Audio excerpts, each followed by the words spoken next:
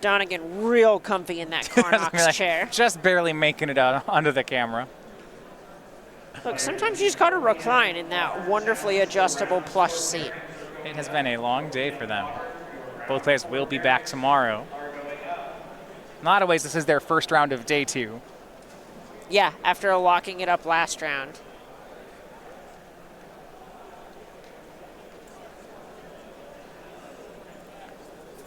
Still inside, it is mostly a lean version of the deck, other than the one Callous Dismissal. He has the one Nissa Who Shakes the World as sources of damage. Barich starts out with Fanatical Firebrand. That will put Donegan down to 19. And this is an okay start for Donegan, where you're not happy that you're seeing this Fanatical Firebrand, but you really just need to be trying to focusing on combo. So having this card selection tool in Search for Azcanta that also is going to serve as a combo piece later on is an okay start on his side of the battlefield. This runaway Steamkin on Barich's side is a really, really big problem for Donegan, because that's one of the best ways to just accrue a bunch of fast damage. Growth Spiral and Opt from Donegan. 2 cards now in the graveyard for Search for Azcanta. And this is actually very good for Donegan. Growth Spiral is one of the best cards here. Yeah, gets him out quicker. Now, Aaron, she's able to put some damage in here with a second copy of both Runaway Steamkin and Fanatical Firebrand. Means this attack is for 4. Donegan drops to 14.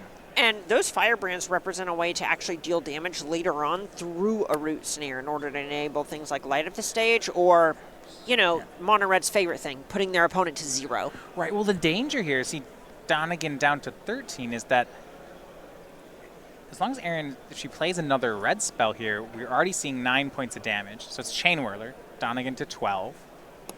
This attack is for 9. Donegan would be down to 3 with 2 Firebrands in play. That's not a safe spot at all. Yeah, there are so many Lightning Bolt and Lightning Strike variants in this format that you just really do not feel good about that. Actually, hold on. Light Up the Stage from Aaron means that both her Steamkins are 4/4s. This is a swing for 10. This wins on the untap. So Donegan's already in needs Root Snare territory. Well, it looks like he has 2 of them in his hand. Well, this should be the first of them, and yeah, Donegan counts it up, and he will do just that. Looks like he has 1 in his hand. And that's kind of what actually Mono Red wants to do here, right, is to get Donegan into, to force the Root Snares as early as possible. For Barich, she reloads with 6 mana off the Steamkins, casts another Steamkin, and then I believe you have Chandra's Spitfire. Yep, that is the new art on Chandra's Spitfire, also adding an additional counter to that fresh one array Steamkin. So overall, she ends up losing, what, 1 counter off of the Steamkins, but overall, she's just so far ahead on the battlefield that now she's going to check Donegan for lethal every turn for the rest of the game. It's the same amount of power. She took a counter off each to make a 2/2. Exactly. Back to Donegan, land and go. We believe he has another Root Snare, but at this point, it's Root Snare every turn. Exactly. And a full attack from Barich. Root Snare number 2. Donegan's She hand did just hold back to land. Fanatical Firebrands here, if that ends up being relevant. Yeah, I think that makes sense. Even without them, she has lethal damage. And here's kind of the reason. Firebrand pings upstairs, and that turns on Spectacle for Light Up the Stage. Perfect. Less perfect. Less perfect. 2 mountains. Transform off Search for Azcanta. A quick transform for Dylan. Did not find what he wanted here. He gets a draw and an activation off that Azcanta, but it would have to be one of his remaining 2 Root Snares. Yeah, that is the only thing that does it from here. If Does he he has find a it? land drop still, Wilderness Reclamation's a redraw. Finds one of the 2 Root Snares. Oh, that's the way that Nexus has to actually come back in this matchup. Even then, though, it's just kicking the can down the road, right? Last cards are that Root Snare and another land, so stays alive, but next turn, again, needs help. Yeah, and to a point it feels that way, but every time Donegan plays a land, it puts him closer to having the threshold of mana to go activate Azcanta, cast Search for Azcanta in the same turn. Or cast, Right. Wilderness Reclamation in the same turn, and then Nexus of Fate, and so on. So here's Wilderness Reclamation. Now, still a tough one, though. Donegan casts the Reclamation, 1 mana floating, floats 1, untaps, it's 9 mana, but he can't Azcanta into Nexus yet. It's still not enough. Yep, it looks like he's one short of that Nexus, but if he finds exactly that root snare. The one remaining root snare. Yep. So you're saying there's a chance. Oh, he found 2 Nexuses. Oh, so close yet so far. Taps on the table. He knows just one away if there's a way he could get to it, but there is not. Oh, yeah, at the point that Donegan's tanking like this, Aaron's got to be feeling good. And this is where the start for Erin was really rewarded. She got Dylan to use those root snares so early. If he'd had one more turn of taking damage, he'd have one more root snare left in his hand, and that would have been the game for him. Exactly. She was just able to apply enough pressure in the early turns that it forced him to start using those resources that even if he has a bunch of those resources in the early steps of the game, they are ultimately finite if you don't have something like Tamio going. Game 1 does go to Barich, so we'll look over at some sideboarding for Dylan Donegan. Let's talk about the Nightmare matchup. You usually have some cards in the sideboard for that. Well, so I actually talked to Donegan before the match, and so here's the thing. There was a debate between Donegan and Collins Mullen on whether there should be Crow Harpooners or the protection from red-blue creature in the sideboard. And the consensus among several of the players was to lean into the Harpooners, because if you were expecting to play against red, you wouldn't be playing Nexus. Right. So there's actually less in the sideboard than some of their other teammates had for red. So other than Aethergust and this pause for reflection, there really isn't that much here for the red matchup. Now to give Carl Harpooner some leg room here, Erin, she has registered Chandra's Spitfire, which Harpooner matches up very nicely against. Harpooner is allowed to block it. So I will give you that. But Crow Harpooner matches up fairly poorly against the card Shock, you see. That part is true. So Dylan has these Harpooners to go to, and I don't know how much else there is that's going to help. Aethergust and Pause for Reflection are all you're really looking at. You could maybe make a case for Mu Yanling if you're trying to gain a little bit of life just on the back of her plus ability. But other than that, kind of slim pickings. So we've announced the format for some of the upcoming events here on the SCG Tour. We have events the next 2 weeks. So we'll be traveling down to Philadelphia next weekend and then into Columbus for Team Constructed and Modern Opens. Team Constructed is Standard, Modern, and Legacy. Next month in Richmond, we have a Team Constructed Open before we conclude the month in Dallas for a Modern Open. Syracuse is our Legacy event of Season 2. It's September 14th and 15th. And then the other places, we have the locations for the rest of Season 2 here on the tour. We have Philadelphia in October, Indianapolis the following weekend. We have our regional championships all around the country on October 19th. And then we are back in Atlanta before we end the season at SCG Con Winter mid-November, 14th through 17th. And then, of course, for those 16 players who qualify for the season end championship, it is the Players' Championship in Roanoke, Virginia. Boom! Branding! See, look how much they love that joke. We killed it.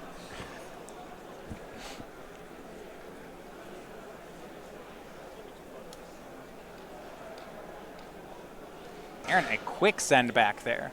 Well, sometimes you don't have lands, and sometimes you don't have spells.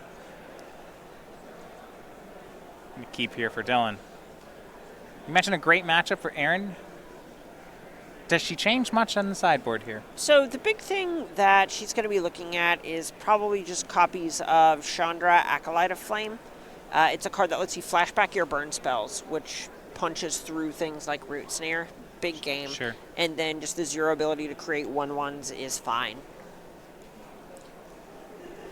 Doesn't even feel like you'd want things like Experimental Frenzy.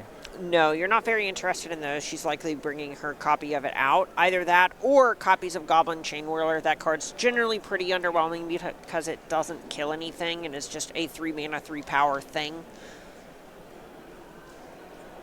It deals 1 when it enters the battlefield. And that's about it. Wow. That's underwhelming. Yeah. That is, I'll tell you, you did read it, though. Yeah. It's not just a 3/3 for 3. Hey, it has first strike. You're welcome. If they mistime the Root Snare, they might take 3. Oh no, I skipped through my phase. Fanatical Firebrand swings in for Barich. Donegan down to 19.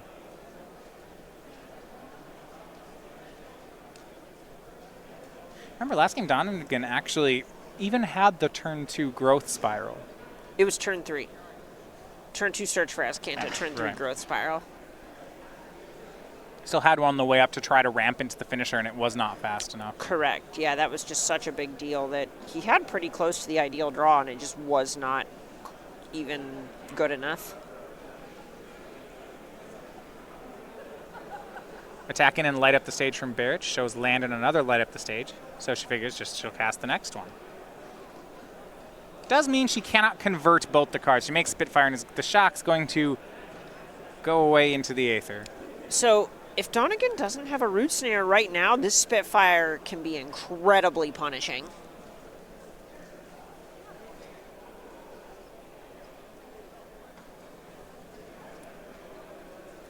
For Chandra's Spitfire, whenever an opponent is dealt non-combat damage, it gets +3/+0. So that'll count with Erin's burn spells and also with her effects like this Fanatical Firebrand.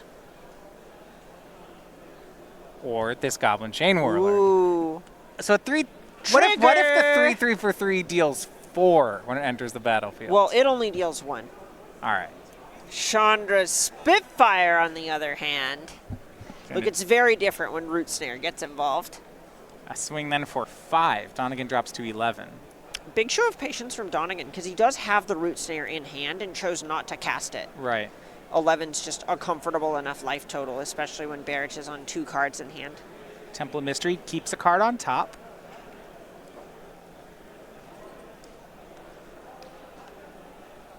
Back to Erin we go. She has Chandra, Acolyte of Flame. We got a reader. So the 0 gets 2 elementals with haste that can attack, and then they go away at the end of the turn.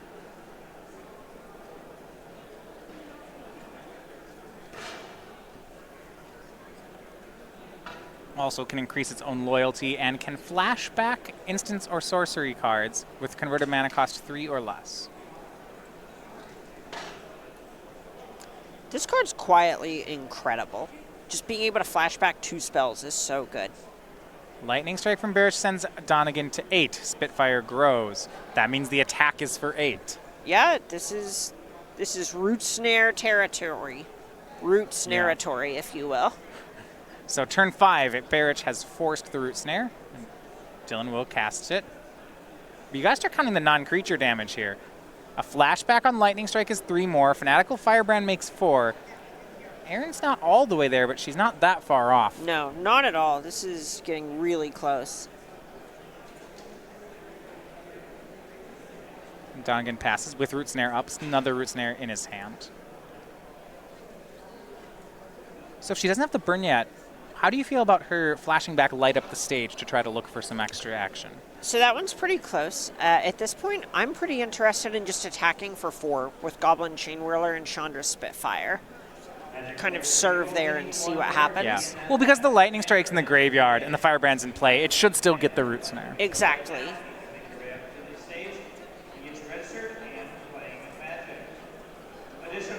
But the difference is you know whether or not you get to kill your opponent. It looks pretty bad if you do all of this. Looks like Erin has one. So Fanatical Firebrand pre-combat deals 1. Donegan drops to 7. She flashes, she spectacles light up the stage. Finds a mountain and another light up the stage, so we'll spin it again. Into Ember Hauler and Gitu Lava Runner. That's Ember Hauler's burn. That's 2 more points of damage. That does not get Root Snared. Here's the lethal swing. The snare from Donegan. But now we have 5 points of burn. The Lightning Strike and the Ember Hauler. Right. This is Donegan right on death's door here. If he can help it, he should try to not give Barich another untap. Well, there's a Nexus peeking out in his hand right now, so if he has a Wilderness Reclamation, he really can just go. Right. Without the Reclamation, he can cast it and get another turn, but he won't make too much progress. Exactly.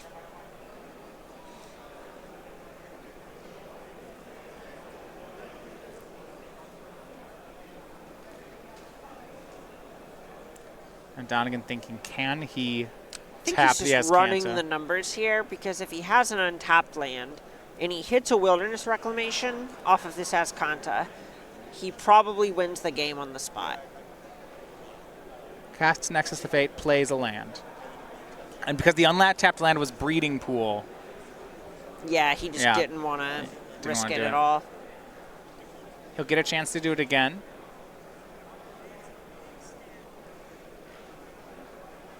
With nothing else in his hand, it feels like that could be a risk worth taking.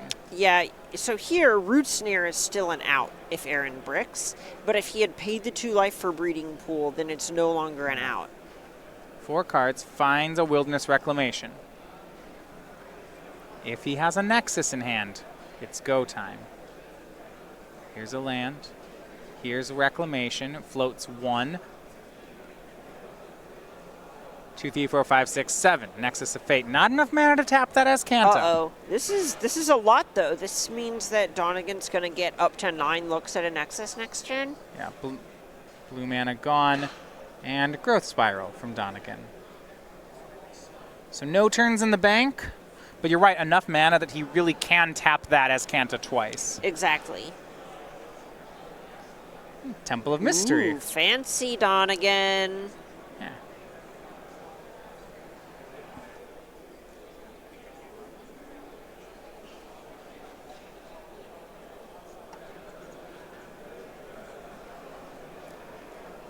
Back to Donegan we go. Starts with Azcanta. Top 4. Is there a Nexus? It looks like there was a Wilderness Reclamation, which would be a redraw. Right, because that lets you use the Azcanta again. Right. I'm of the opinion that if you're at the point of Wilderness Reclamation being your plan, then have it be your plan and just take it again.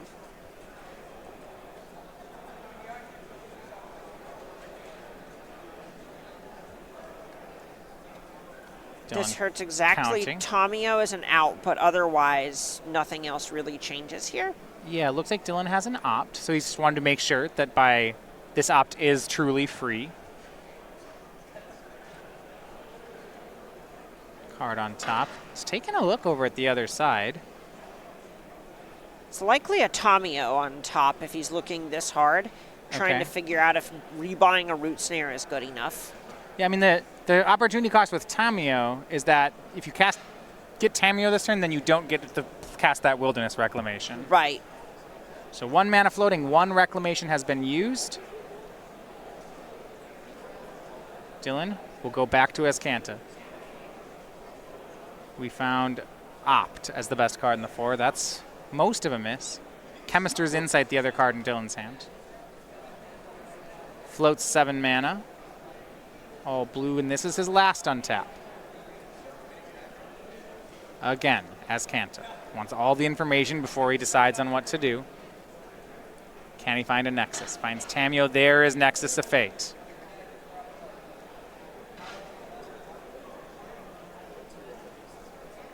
Casts it. No more mana floating. Shuffles it back in. Now Dylan can make more progress. His hand is Opt and Chemister's Insight. And we're kind of reaching the point of no return for Donegan here. He has roughly 30-ish cards left in his deck, and he gets to look at 12 a turn. Back to Donegan we go. A new turn thanks to Nexus of Fate. He'll start with Azcanta. Can he find another Nexus? He can. And every time he does this, the odds of him missing just get lower and lower. Yeah, and Aaron knows that, and you see her picking up the cards, so it is going to go to a third deciding game. And the big thing there that kind of went wrong for Barich is that there was about a turn where she just didn't really get to apply the kind of pressure that she needed to. It's just such a huge difference between when you have Runaway Steam Cannon and when you don't. It's because it's a 4/4 for 2 in the deck? Right, it's just sort of does a Tarmogoyf impression in a lot of ways. Yeah, that one, most of her pressure coming from Chandra's Spitfire, which did look good here. Right, the big issue is your opponent gets a lot more time before Chandra's Spitfire actually gets to do the things that you want it to do.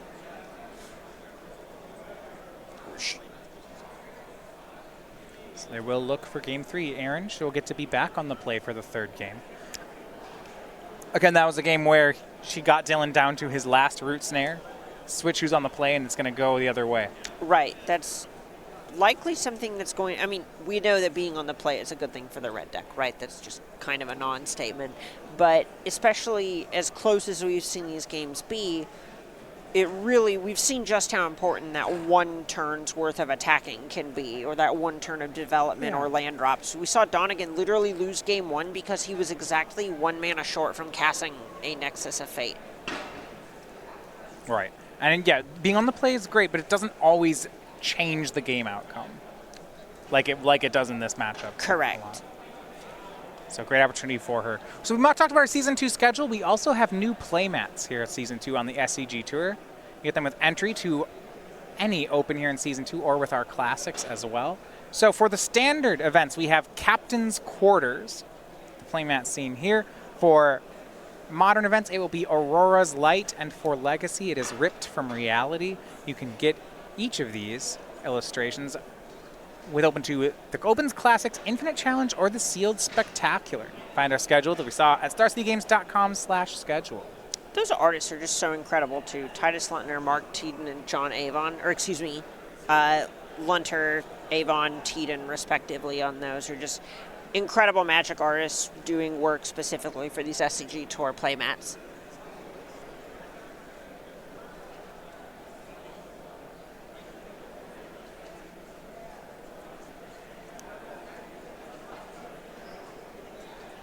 So we'll get ready for our third game here.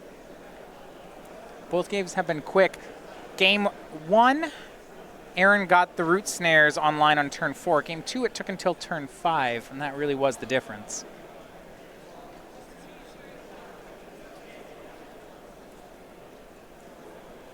She will keep 7 and start game 3 on Gitu Lava Runner.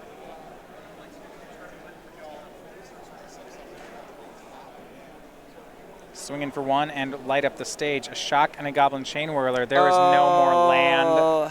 Yeah, she kept a 1-lander. With Lava Runner light up, you do keep those, but there's a risk. Yeah, you gotta at least go for it.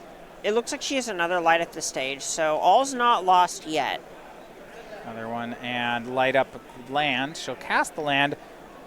Wonder if she wants to go for the third light up the stage, or a second Lava Runner looks like her options. She likely is just going to look into going for the Shock here for damage, but it's possible she wants to develop a Gitu Lava Runner from her hand instead. I think that's the one she goes toward. Both of them are 2 damage in the long run. Right. It's all just kind of about mana commitment at this point. And Tamiyo from Dylan. He growth spiraled into it as well, so a turn 3 Tamiyo. Names Wilderness Reclamation and hits. Wow, this is exactly what Dylan wants to be happening here. That is such a big turn, hitting the Wilderness Reclamation and the Growth Spiral. So this is Erin's turn 5. It's the turn where she really wants to start pressuring Dylan to cast Root Snares. This is her turn 4. Yeah, so she'd like to make it so that next turn she can start doing it. Exactly, but with Donegan at 18 and a Tamiyo you need to pressure, she's being pulled several directions right now. Do you feel like she can afford to attack the Tamiyo, or this just has to go upstairs? It's so rough because you really want to cast this Exiled Light up the stage.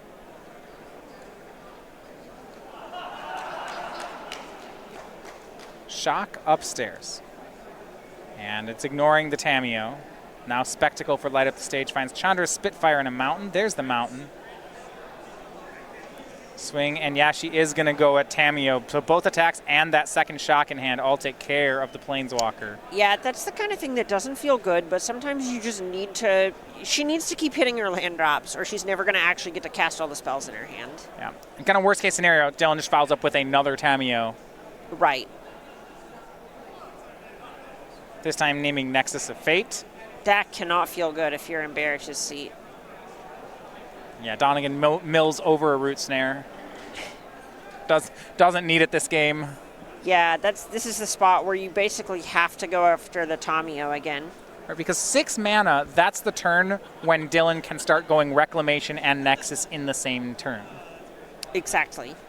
On 5 mana, you're 1 short. On 6, you can combo from nothing. Yeah, you just can't let Donegan get that Tamiyo back. So Chandra from Aaron deals a good amount of damage along with those Lava Runners. Leaves 6. Dylan, though, names Nexus of Fate with Tamiyo and misses again. Maybe an opening for Barich. Yeah, and this is a spot where I would likely expect this to mean that Donegan has a copy of Root Snare in his hand. This is the third Tamiyo. At what point is she going to start attacking down Dylan and then ignore the Tamiyos, or just keep hitting them? This is ugly. There is a point where if Barich is able to answer all of Donegan's Tamiyos, this is the last one. Oh, no, excuse me. There was a Summon 3, Summon 4 on Team Lotus Box. If all the Tamiyos are gone, then Donegan literally can't win the game. Right, Skewer the attacks in at Dylan, and Skewer the Critic Spectacled, and Spectacle flashed back to take care of the Tamiyo. Now Dylan, Wilderness Reclamation, and just to go, he has no follow-up. Okay. He had the Reclamation, he had the Tamiyos, he never had the Nexus, was hoping just to get the ball rolling, but can't do it. It's a big opening for Barich. This is what it takes. She swings in for 6 with 2 Elementals. And follow-up here is going to be swift. We have Chandra's Spitfire. Chandra's Swiftfire. Yeah, next turn should be lethal for Aaron.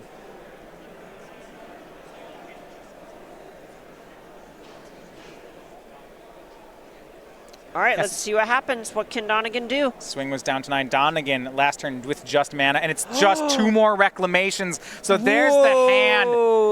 And in a big upset there at the end, Aaron Barich, she wins the match there on game 3 after things looked pretty dicey.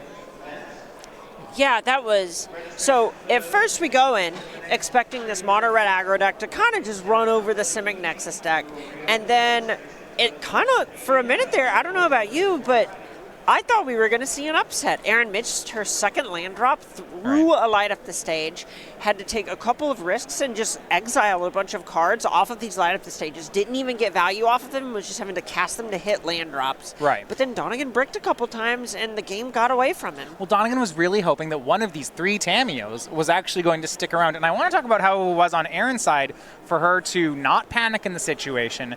Because I think when you panic, you just start throwing damage at Dylan and ignore the Tamiyo. But, you know, Aaron, she pulled it back, answered to each Tamiyo consecutively, and those, it turns out that Donegan's hand was all Wilderness Reclamations and Tamiyos. So as soon as the Tamiyos are gone, the hand doesn't do anything. Exactly. There's this spot where if that Tamiyo, if any of those Tamiyos were in play for 1 additional turn, that's 4 more looks at Nexus of Fate.